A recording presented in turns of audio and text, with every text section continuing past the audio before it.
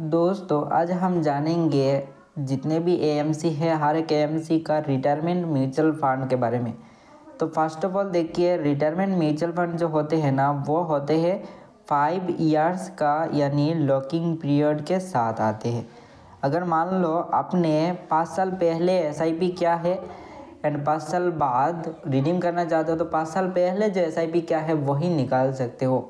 उसके बाद जो एसआईपी किया है वो आप रिडीम नहीं कर सकते, ठीक है।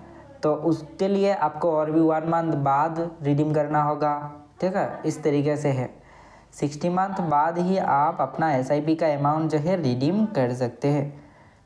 तो यहाँ पर देखा जाए तो पहला है ICICI Prudential retirement mutual fund, second है HDFC retirement saving fund, then है ICICI Prudential retirement fund, then है Nippon India retirement fund, SBI retirement benefit fund aggressive plans, then है SBI retirement benefit fund aggressive. उसके बाद है Tata retirement saving fund, HDFC retirement saving fund, Tata retirement saving fund moderate, ठीक है। And ये है aggressive hybrid, then है Axis retirement saving जो डायनामिक प्लान है। उसके बाद है यहाँ पर देख सकते हो आदित्य बिरला सन Life retirement fund, UTI retirement fund, then है एक्सेस रिटायरमेंट सेविंग फंड।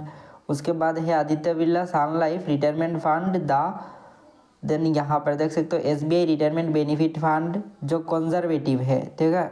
उसके बाद है ICICI Prudential retirement fund hybrid, then उसके बाद कहा जाए तो यहाँ पर एचडीएफसी का भी देख सकते हो रिटायरमेंट सेविंग फंड है वो भी हाइब्रिड का, एक्सिस बैंक का भी है कंजर्वेटिव का, निप्पॉन इंडिया का भी है देख सकते हो यहाँ पर इनकम, देन यहाँ पर एसबीआई का बेनिफिट कंजर्वेटिव का है, टाटा रिटायरमेंट का भी कंजर्वेटिव का है, आदित्य बिरला सन लाइफ का भी रिटायरमेंट फंड है, देन आईसीआईसीआई प्रूडेंशियल का भी और एक फंड है जो डेट का, ठीक है।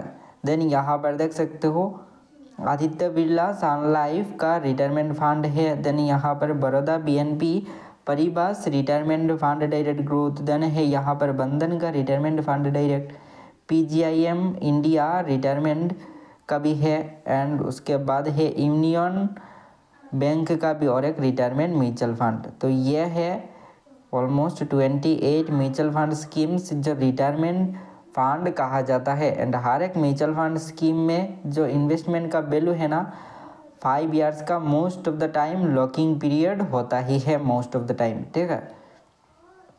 तो दोस्त ये वीडियो सिर्फ एक इन्फॉर्मेशनल पर्पस के लिए है, कोई भी इन्वेस्टमेंट एडवाइस नहीं है। और यहाँ पर ही आप देख सकते हो लॉकिंग पीरियड का टाइम लिखा हुआ है, ठीक है। तो आज के लिए इतना ही।